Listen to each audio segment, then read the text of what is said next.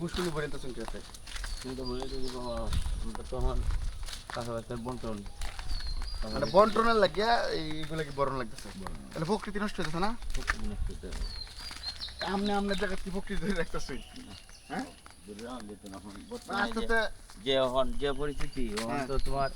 দেশ গ্রামে যে পুকুর থাকবো এরকম কোনো পরিস্থিতি আর নাই। এই ধরুন একটা পুকুর আছি না আমরা এই সবাই আমরা এই গ্রামের সবচেয়ে বড় পুকুর আছি না কিন্তু এই পুকুরটাও অর্ধেক করে হইতেছে এই যে চাষা ভাই তারা আছে যারা তারা ভাগ বন্ড করবো এইভাবে আর কি ঘর সংসার মিলাই ফেলা করতে তবে সুমন চাষার বিশেষ গুণ আছে বিশেষ গুণ কি আমরা সামনে দেখলে দেখতে ভাই খেলার আবার একজন চাষা আছে ভাই আছে আয়ুষ চাষা আমরা কি লাগে খেলার একজন চাষা আছে আয়ুষ চাষা আমরা রোজ চাষা লাগে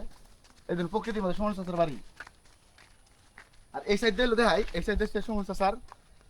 ভাই আনচারি চাষার বাড়ি আর যদি হয় এই প্রকৃতির অরণ্যে চলে যেতেছি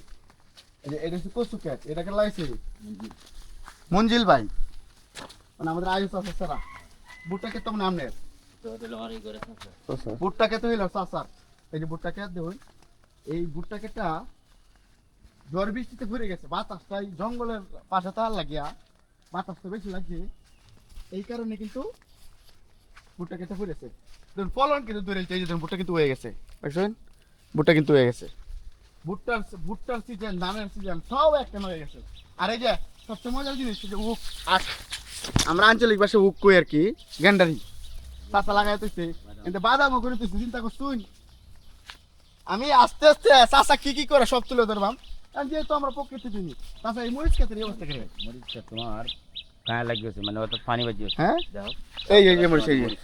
দেখুন কি বড় বড় মরিচ মরিচ কারে 2-3 দিন আগে দেখে গেছি মরিচ ক্ষেতটা বালা কিন্তু পানি লাগার কারণে মরিচ ক্ষেতটা একটু নষ্ট হয়ে গেছে আচ্ছা এটা তো আমনে লিচু গাছ এবারে লিচু গাছ তার সামনে এবারে কাছে ভাই যে উন্নতি মারি হচ্ছে উন্নতি বাদ হইছে হ্যাঁ ফুল চাষছে দেয়া যায় এটা তো আমনের পাকার এটা একটা জলাশয় জলাশয় বলতে কি এই না এটা হচ্ছে বাংলা সুইমিং পুল এই না প্রতি বছর এই চাষা মাছ মারে এই দুই মরিচ ক্ষেত নষ্ট হওয়ার কারণে এই যে আড়ি বাইন যাচ্ছে এই মরিচটি কিন্তু পুরাই কৃষকের লস গেট বানাইছো নাকি বাড়তে বাহ গেট বানাইছি এই হলো চাষার গ্রামীণ জীবন এই যে ধরুন এদিক দিয়ে এলো গাছ আর এদিক দিয়ে ধান ক্ষেত এইটা এই যে দিক ধান ক্ষেত ধান ভাঙে পড়েছে এটা হচ্ছে লিচু গাছ পাশাপাশি এই দিক দিয়ে যা আছে সব হলো চাষার